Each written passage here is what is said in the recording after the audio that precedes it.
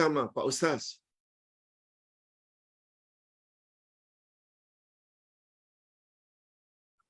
Umur kakak saya 80 tahun. 80.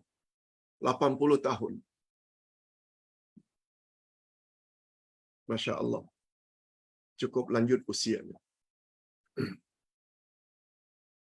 Ramadan yang lepas, beliau hanya dapat puasa 14 hari. 14 hari.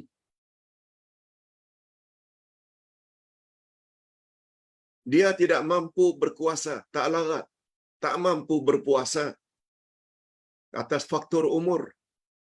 Umur 80. Tak mampu menahan lapar.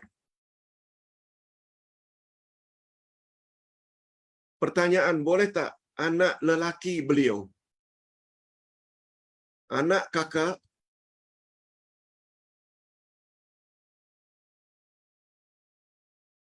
menggantikan puasa 14 hari tersebut? Karena sudah menjadi amalan anak lelakinya itu puasa Senin Kamis. Senin Kamis, Senin Kamis. Apakah boleh, Pak Ustaz? Ini jawabannya. Ustaz akan jawab semampu yang boleh. Berdasarkan ayat 184 dari surat Al-Baqarah, Allah Subhanahu wa taala berfirman,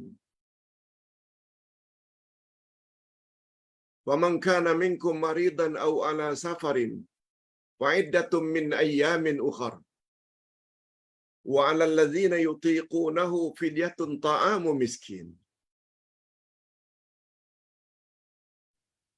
Siapa di antara kamu yang musafir, safar, traveling, perjalanan jauh, faman kana minkum maridan, barang siapa di antara kamu yang sakit atau musafir, traveling, atas dua sebab itu, fa'iddatum min ayyamin ukhar, dia boleh tidak berpuasa tapi ganti pada hari yang lain. Itu namanya qada puasa.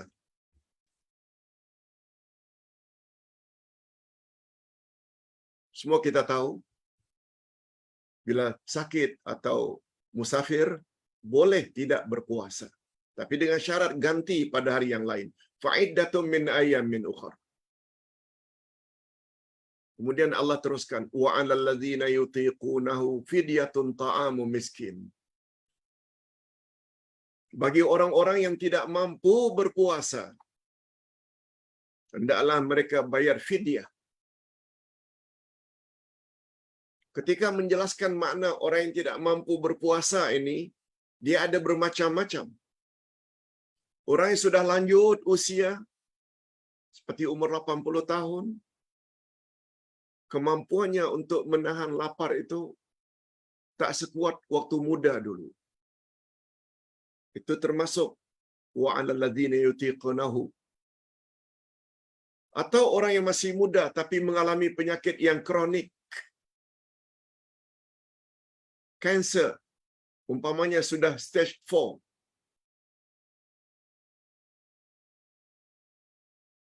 atau penyakit-penyakit kronik lainnya yang menurut doktor tak boleh berpuasa sebab kena makan obat. Makan, menelan obat, menelan kapsul, semuanya membatalkan puasa. Sedangkan menurut doktor dia perlu makan obat secara teratur.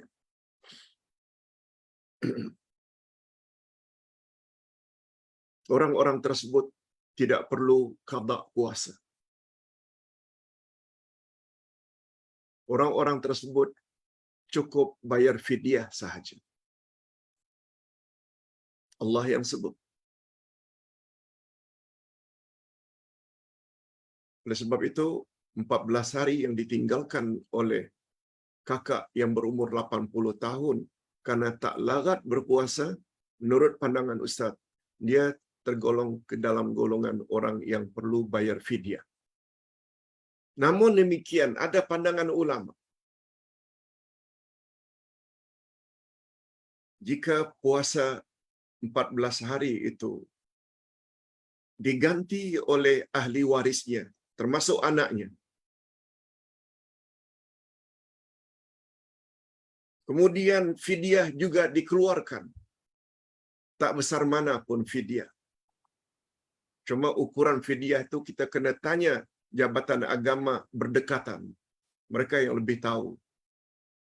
Apakah RM10 setiap hari atau RM15? Itu tanya. Ustaz tak berani. Sebab setiap kawasan tertakluk dengan negerinya masing-masing. Maksud Ustaz kadar fidyah. Oleh sebab itu, apabila orang yang tidak mampu berpuasa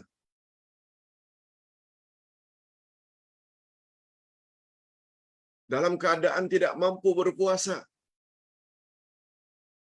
apakah karena penyakit yang kronik atau terlalu lanjut usia, taruhlah setelah itu kesihatannya pulih, yang paling baik adalah dia puasa, kalau mampu berpuasa, dan juga bayar fidyah.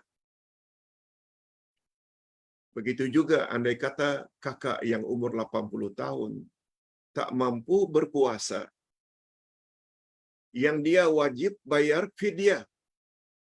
Tapi ada pula anak yang ingin mengqadakkan puasa ibunya. Itu kata para ulama adalah better, adalah lebih baik. Tapi jangan lupa fidyah itu mesti dikeluarkan. Sebab itu yang paling utama. Anggaplah puasanya anak tadi itu sebagai tambahan. Ekstra ganjaran. Sebab ada hadis Nabi yang menyebut, siapa yang meninggal dunia sedangkan dia ada meninggalkan puasa, hendaklah puasanya itu diganti oleh ahli warisnya. Ada riwayat itu. Demikian jawaban Ustaz. Wallahu a'lam. Pertanyaan yang kedua, terakhir. Pertanyaan ini dari jauh. Dari Jawa Barat, Kerawang. Saudara Luqman. Kata Luqman, Pak Ustaz, mohon izin bertanya, apakah yang dimaksudkan dengan qalbu dalam hadis di atas? Apakah ia menunjukkan kepada jantung, ataukah konteksnya hadis ini tentang hati yang di dalamnya terdapat niat, keikhlasan dan sebagainya?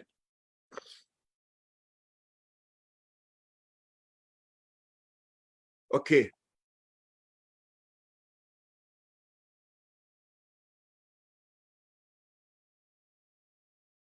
Rupanya saudara Luqman ini buat soalan ada kaitannya dengan apa yang Ustaz tulis di dalam buku 12 Panduan Ibadat. 12 pedoman ibadat. Salah satu daripada 12 panduan ibadat atau pedoman ibadat, syarat amal diterima ada 3. Pertama, pelakunya mesti Muslim atau Muslimat, orang Islam. Yang kedua, ketika beribadat, Muslim atau Muslimat itu mesti ikhlas lillah. Dan yang ketiga, Muslim Muslimat tersebut selain ikhlas lillah semata-mata karena Allah amal itu dilakukannya, yang ketiga dia mesti lakukan ibadat itu ikut cara yang telah ditetapkan oleh Rasulullah sallallahu alaihi wasallam. Nah, ketika membahas tentang syarat yang kedua yaitu ikhlas, Ustaz bawa satu hadis Nabi sallallahu alaihi wasallam yang diriwayatkan oleh Imam Bukhari dan Imam Muslim. Kuat hadisnya, muttafaqun alaih.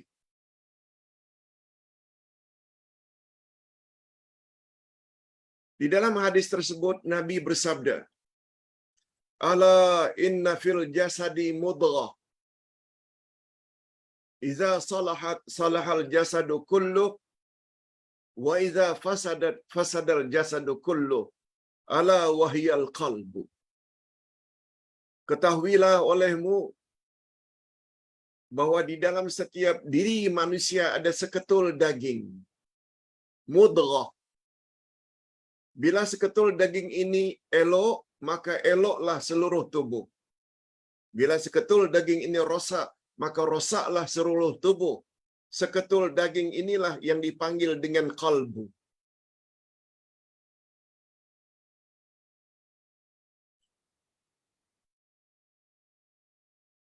Hadirin dan hadirat, sudah jadi bahasa kita.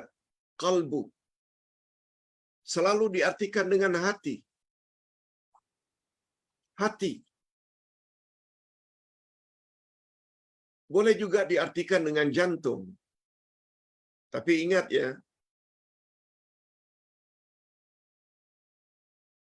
ayat Quran atau hadis Nabi ada terjemahannya namanya terjemah harfiah. Ada namanya terjemah maknawiyah. Terjemah harfiah, literal translation. Mungkin boleh diartikan dengan jantung. Kita tak nafikan keselesaan hidup seseorang sangat tergantung dengan keselesaan jantungnya. Keselesaan hidup seseorang sangat erat hubungannya dengan jantung. Bila jantungnya berdenyut dengan kemas, sehatlah manusia. Bila jantungnya lemah, akan lemahlah manusia. Apalagi sampai berhenti jantung itu bergerak, matilah manusia. Tak salah. Tapi dalam terjemah maknawiyah, kalau untuk Quran namanya tafsir, untuk hadis pula namanya syarah, ia adalah dalam konteks hati. Sebab dia ada kaitan dengan niat. Bila kita bercakap tentang jantung, paling-paling kita sebut penyakit jantung. Blockage. Ada 3 yang tersumbat. Perlu kepada stent, perlu kepada operation, perlu kepada bypass. Itu bila dalam konteks jantung. Tapi bila kita bercakap dalam konteks ikhlas, dia bukan jantung terjemahannya, tapi hati. Apalagi Nabi Muhammad sallallahu alaihi wasallam bersabda, "Innamal a'malu binniyat." Sesungguhnya amal itu diterima berdasarkan niat. Sesuatu ibadat, dia seperti manusia. Kata para ulama,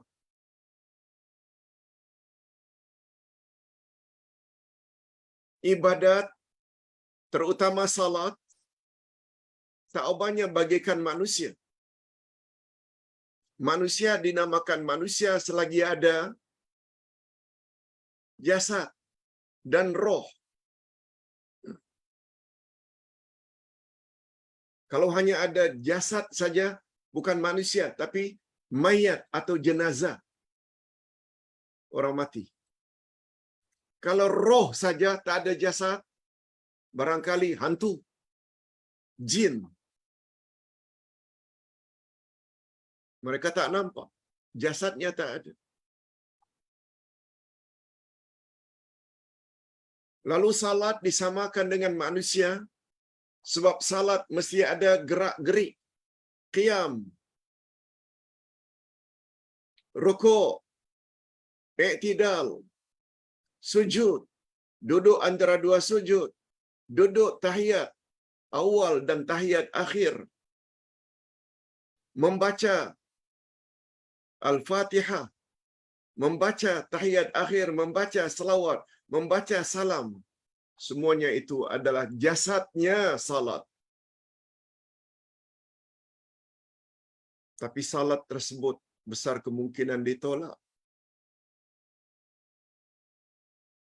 bila tidak ada niat.